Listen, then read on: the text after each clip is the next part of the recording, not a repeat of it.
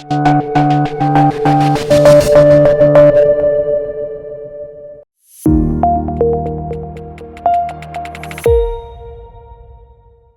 listeners and viewers, welcome to another episode of InvoTalks. Our podcast is powered by InvoZone, the web and mobile app development company with offices around the globe. InvoZone has dynamic game development as well as blockchain development verticals like InvoGames and InvoBlocks. And today we have this awesome Daniel Somerville, the co-founder and chief solutions officer at Carbon Re, a cutting-edge solution using AI techniques to decarbonize the foundation industries. So Daniel, how are you doing? I'm very well, and thank you very much for having me on the podcast today. Okay, so I do have a couple of questions for you. So I would not want us to waste our time and jump right into the questions. Okay. Please. Yeah. So first of all, I would like to know that how did you get into the climate science? What was your inspiration behind? I'm really curious to know that. Sure. So my background is process engineering. I'd spent some years working in oil and gas in the United States, on the principle that if people who care about the environment aren't willing to work in heavy industry, then no one who works in heavy industry is going to care about the environment. And it was a really interesting time. I'm glad I did it. It's a industry full of people with diverse viewpoints, and one of the things that really struck me was the scale of opportunity to improve these industrial processes, and how by working alongside the experts, helping them see their data in a new way, you could help a production constrained process make 10, 20, 30% more product, despite the fact that there'd sort of been a huge historical cost pressure on that. And it got me wondering, what would we find if we applied those same kind of techniques, those same approaches to the environmental impacts, where there hadn't been this historical cost pressure, but instead there was this, what was seen at the time as sort of the future problem of climate change coming down the track. That totally makes sense. I mean, from day one, you were pretty sure that this is the space that where you actually would like to make an impact. Yes, I've always had an interest in climate. Was never quite sure how to do that or how best to go about it, and so decided to get some sort of industry experience and learn a bit before deciding to try influencing in some way. Perfect. So I've heard many researchers saying that we do have high-powered algorithms, but they are not fast in terms of the climate. Plus, the process of training AI modules also reduces the efficiency. Would you agree with that? So there is a great deal of concern about the impact that data centers in general have on the environment. So that's not just AI is just a computer program running on our computer somewhere, usually a server in a data center, and the energy that these server farms use is a large and also exponentially growing concern. So it is definitely a real problem. For us at Carbon Re, what we are working on is of such high impact in terms of climate that actually the impact of the server farms we use is very small in comparison. It's not zero, but if we're able to use our algorithms to even make a small improvement to these very energy intense, very carbon intense industrial processes, then that far outweighs the environmental impact. That being said, one of the things that we would like to do in Carbon Re in future is help optimize data centers as well, because they are an energy intensive industry and they're one of the areas that one day we may end up working in. Oh, that definitely sounds like a plan. Okay, so BCC research estimates that by 2030, AI could reduce greenhouse emissions by 5 to 10% globally. Do you think this is achievable? Yes. So I think that if anything, it might be a slight underestimate. I'm not one of those people who says that AI is the only tool that we need to get us to net zero, but it is an important facilitator. And one of the reasons for that is that as we move towards net zero in any industry, our solutions become more diverse. No longer do we have the sort of the monolith of pure Portland cement that is made by burning coal, which is a very consistent process that can be repeated around the globe. It's going to have to be a range of different cements made with a range of different fuels. And the same applies to any industry. And what AI is very good at is dealing with complexity, with heterogeneity, better than a human being can, because it can just absorb and process more data and then help that human being deal with the complexity and run that process. Indeed. Uh, Most of the concerns surrounding AI are like determining correct data set is difficult, struggle with data security and storage, elimination of bias impacting the end data. I want to know your opinion on this. Sure. So there are three distinct and pretty big challenges there. Yeah. The cleanliness of data and the ability to get kind of good data is particularly challenging in industrial context. Mm-hmm. You're taking data from gas sensors that are dealing with a temperature stream that is 1500 degrees centigrade and full of rocks. That's a really challenging environment for a physical sensor, right? Mm-hmm. And so that is a challenge, and a lot of our time and effort, particularly in the early days when we were developing the product, is working out good ways of data cleaning to make sure that we were using good data. Okay. However, it's also one of the ways that we can help our customers, because they're having to deal with this data too. And so, for example, in a cement plant, if one of your sensors goes out of whack, or like the wayfeeder that's dosing coal into your burning process, then that's a real challenge. And either you've got to shut down the whole process, let it go cold, there's a huge amount of energy that's wasted as a result of that to recalibrate this, or you just have to guess. And either way, you're going to be wasting energy and costing you money. Exactly. In order to make sure that we're getting clean data, we have to find other ways of estimating, say, the fuel that's going into a process. So not just taking the reading from the sensor, but looking at how fast the dosing machine is spinning, or the pressures in the lines that are blowing fuel into the plant. And so we can check that data, and we can estimate using other sources how much fuel we think is going in there. And so then if that sensor does break down, we're able to provide a backup and say, well, actually, we're pretty sure that there's only 4.5 tons going an hour going in right now, even though your sensor is saying 7 tons.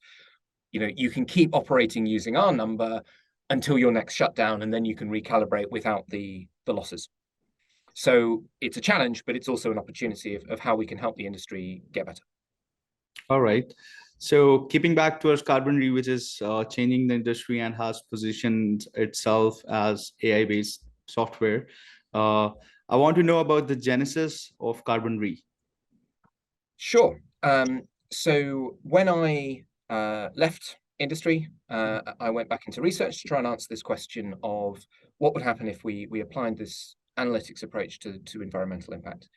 Started working in the cement industry, partly because it's a very carbon intense, very energy intense industry, and so an incremental change in the efficiency of the cement industry is equivalent to a revolutionary change in a less intense industry.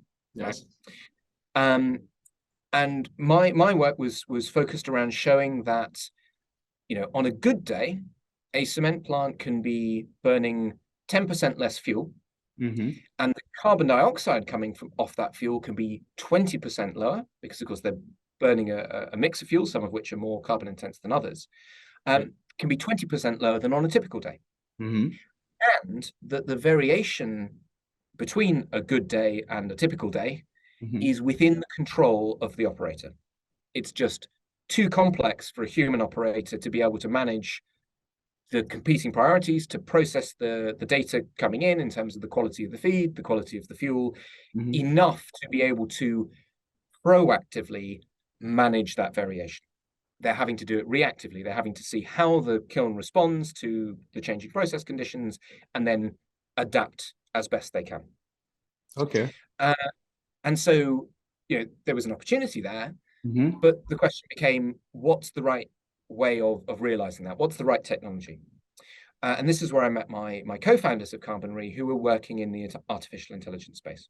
And we realized that this was the technology that was now ready, because industry had put in the effort and the investment into collecting data, into Industry 4.0, the Internet of Things, such that we were able to access that data. Mm-hmm.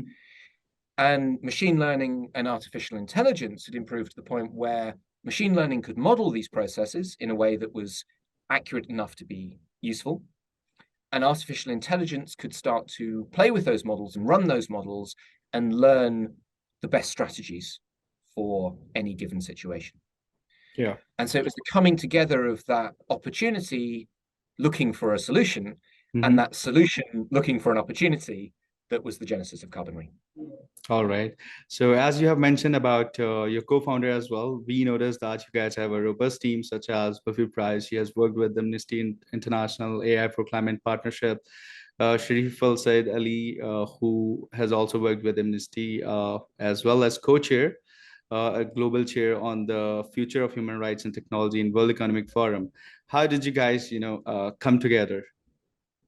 So we met while I was a postdoctoral researcher at the University of Cambridge. They were working at the time for a company called Element AI, and we worked together on an unrelated project, but one that sort of opened up my eyes to the world of AI, and their eyes to the work that was being done in academia to try and quantify the opportunity for improvement within industry. Element AI was sold. They closed down their AI for Good division, which is where Buffy and Sharif were working.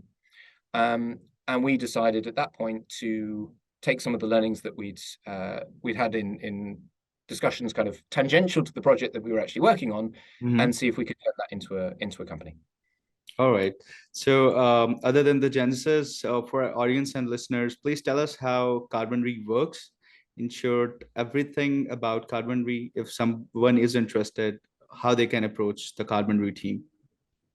Of course. So the way that our technology works is that we work with industrial processes, primarily the cement industry, although we're currently doing research on steel, glass, and ceramics.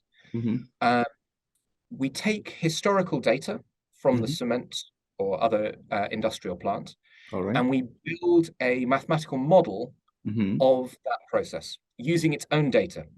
So we're not simulating a hypothetical, a theoretical process. We are modeling the real process with all its problems and its quirks and its uniqueness, as industrial processes are.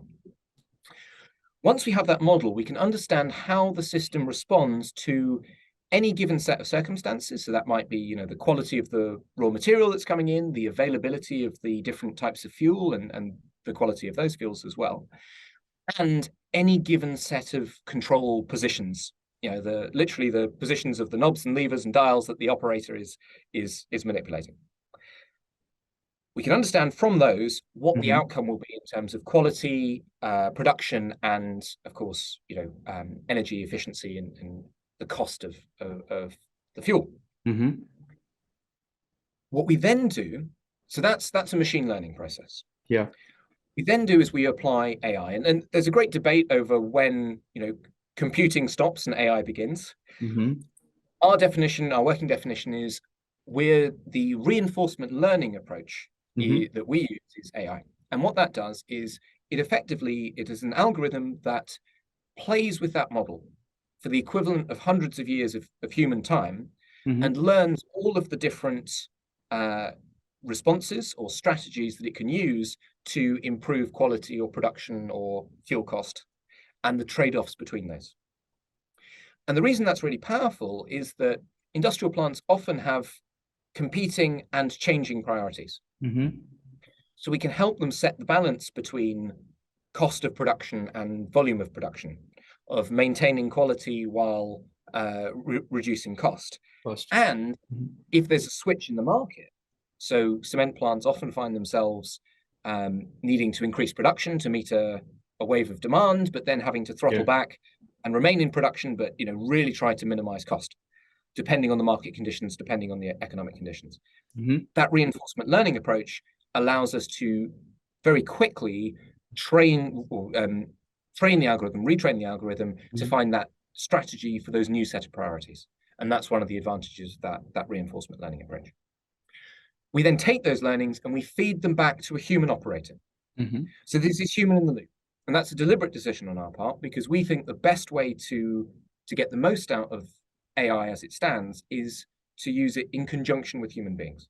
We're not right now trying to replace human operators. We're trying to help them do the bits of their job that they are particularly good at, responding to crises, responding to unusual situations, sending the maintenance team out, but helping them by doing the bits that the machine is really good at, processing huge volumes of data, making quantitative predictions into the future, and understanding the overall deep patterns within the data that a human being just can't be expected to see at the best of times, let alone when they're being asked to manage 16 other things at the same time.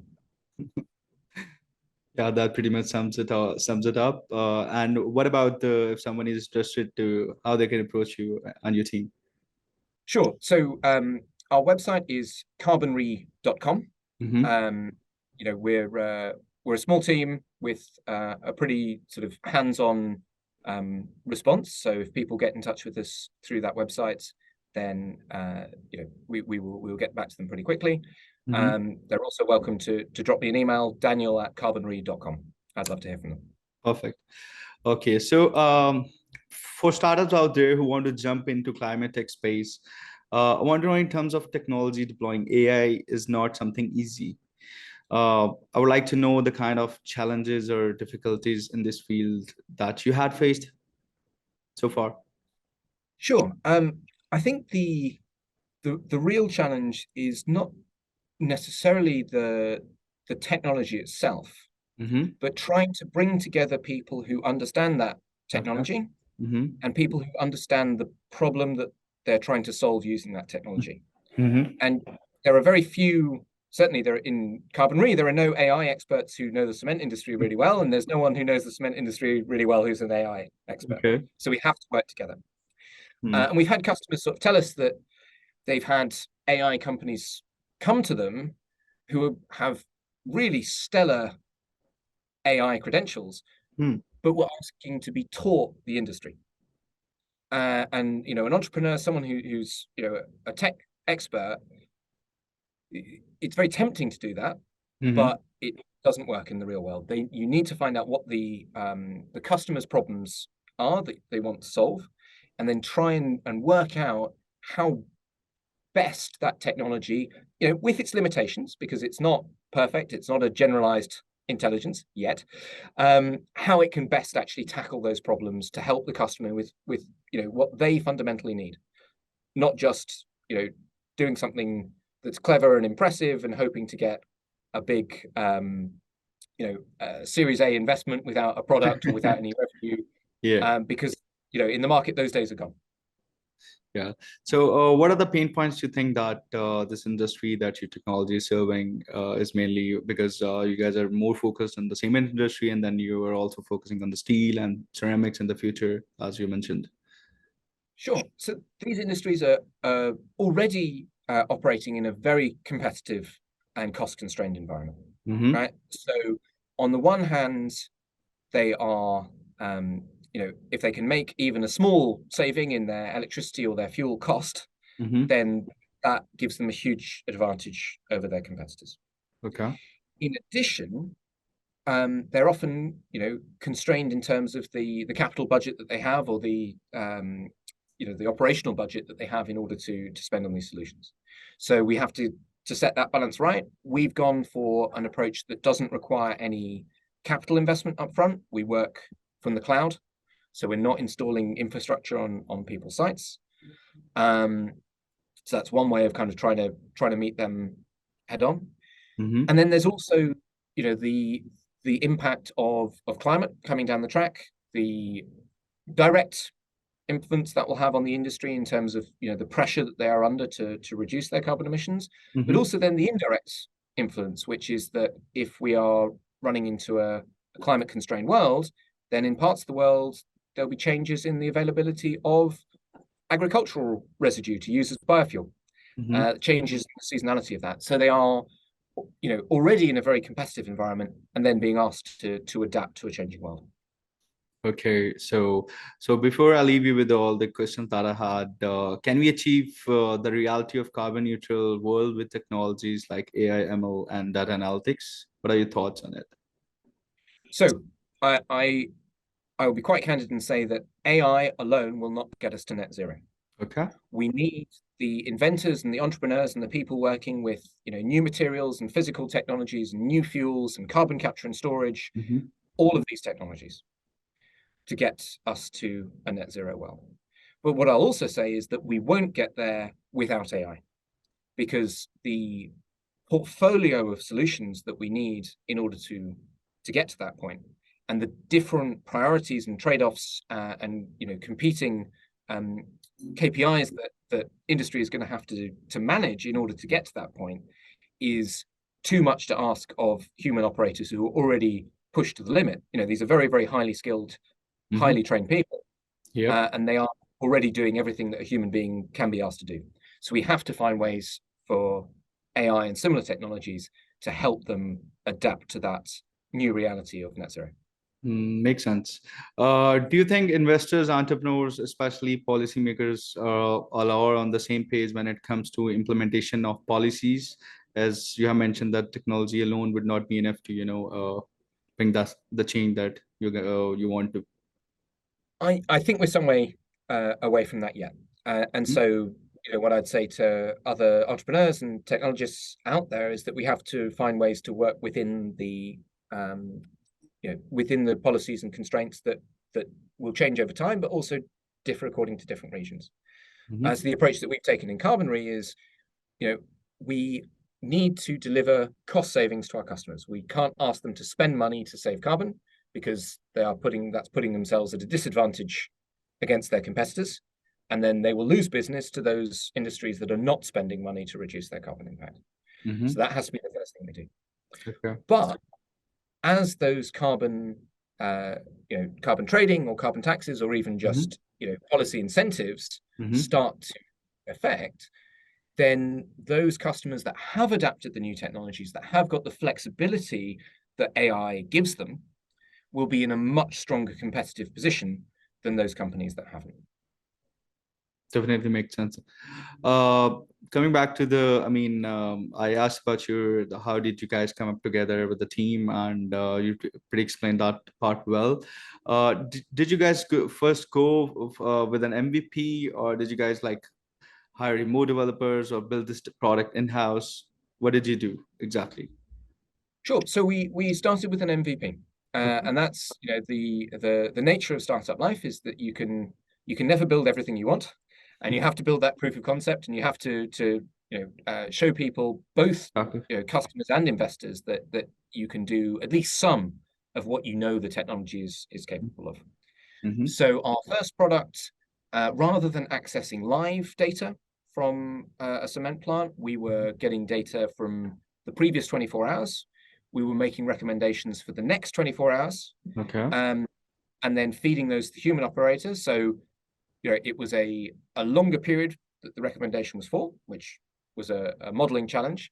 And it was a challenge for the operator, because we weren't able to help them with the sort of hour-to-hour variation. They had to shoot for the targets that we were aiming for.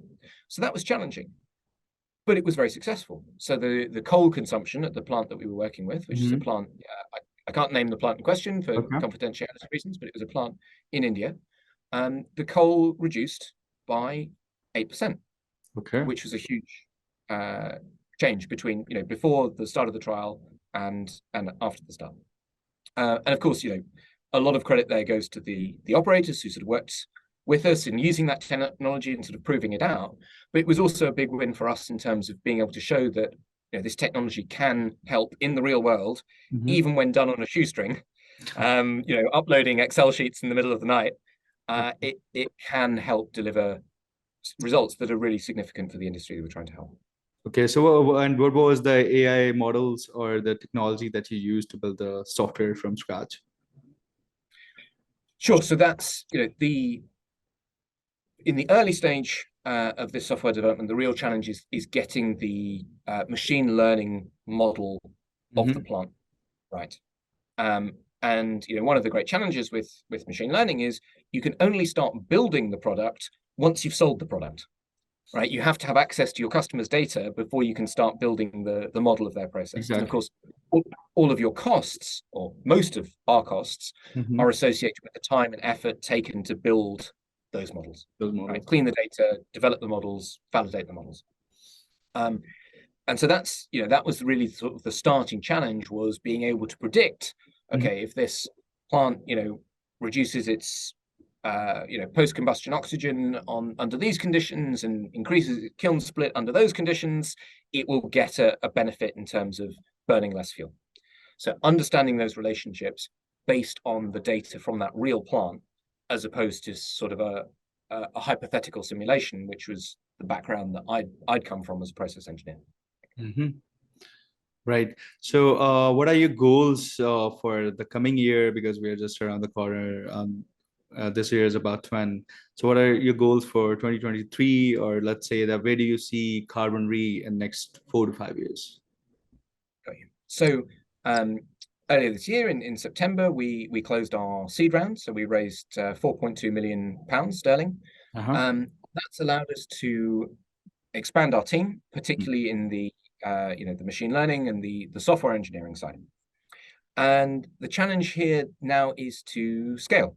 So it is to be able to deliver a product to multiple customers at the same time, to shorten the period that it's taking between receiving that customer's data and having the models built and ready and delivered to the customer, and providing useful recommendations to the customer. And so it's the classic startup challenge of you go out, you prove your concept, you raise some money, and then you show that you can do it at scale, and then you can start doing it often enough and quickly enough that your costs start to come below your revenue. And so that's the challenge of any startup, and that's exactly the situation that we're in right now. So you have mentioned a very interesting thing here, like serving different customers. So do you offer like some sort of customizations within your product? Because if we say that a plant working in India or a plant working in the US, of course, like both of them might be having very different processes, right? Yes, and so that is one of the advantages of using the plant's own data to model its performance, is that you're not making any assumptions about that plant circumstances, right? You're modeling within the performance on that initial improvement is improving within the existing performance envelope. You're helping the plant do what it's already doing 1 day a week, 1 day a fortnight, 24 hours, 7 days a week, and that's already a challenge, and that's a significant improvement. Okay. As we grow, we are able to learn from between different plants in different circumstances. And that's going to be another modeling challenge, is working out what learnings are relevant from a different plant. And this is where the sort of the consulting industry really fails, is they benchmark, and you get consultants, they'll give you a big report saying, oh well, these plants actually India is a country where the carbon performance is very good, right? There are plants in India that are world leading in terms of their carbon emissions per ton of clinker. And you take those stats to a country a cement plant in another part of the world, and you say, well, these guys are down at 450 kilograms per ton. You're up at 900. Can't you do a bit better? And the other plant will say, quite legitimately, well, it's a different world, different conditions, different market, different regulations, different cement, types and qualities, different fuels available. It's really hard for us to tell just from that headline difference where the opportunities are. But that's where the modeling can help. It can work out what are the common factors, what are the things that we can learn from each other, and the plants in India will be able to learn from the plants in Canada, and the plants in Canada will be able to learn from the plants in India. But that is the next challenge. The next stage of the modeling is starting to build the meta model that allows, understands the fundamental physics of the process and helps plants learn from each other. Mm-hmm. I really admire your approach, and I must say that the difference between traditional consultants trying to help out these industries and yourself would be, I mean, I don't think so. All of them would have a PhD research in researching low-cost model methods of environmental improvement in the cement industry.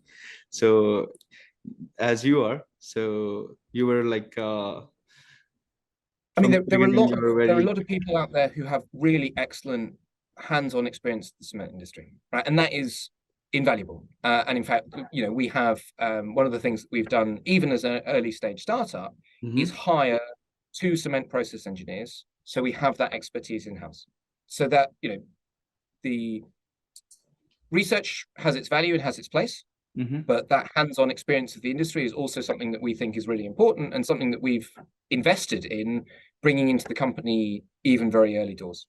So we're looking to build that expertise into the product we're building, and we have a huge amount of respect for that. Appreciate that. So you just mentioned about the scaling part of the business that now recently you have raised funds and now you guys are ready to scale. And this is the most common, you could say, concern or challenge a startup could face. So what are your plans regarding, I mean, how are you going about, developing or scaling your product from here? And have you already outsourced it to, a third party, or all the developments of the product being done in-house? Sure. So all of our software development is being done in-house, and we think that's really important to have full visibility of that, and also Uh-huh. because what we're doing is new, and Okay. so it's difficult to apply. It's hard enough to get software engineers who are working in the same office to be able to develop a brand new product, let alone outsourcing that elsewhere. Right. Yeah. However, one of the things we might do this round is we've got somebody building our website who is not in-house, whereas when we were a startup, of course, we built our own website. So I'm sure that process will continue, and we'll start to bring in outsource functions that may be aspects of the Mhm. software development as well in the long run. But right now, we see the value in keeping that in-house and having a team that's sort of working closely together. Makes sense. I mean, I could resonate to that. The talent shortage, you could say, challenge that we are facing. I mean, ourselves as an IT company, of course, software house. So yeah, I mean, that's pretty much it. It was really nice to host you today, Daniel, and let's keep in touch.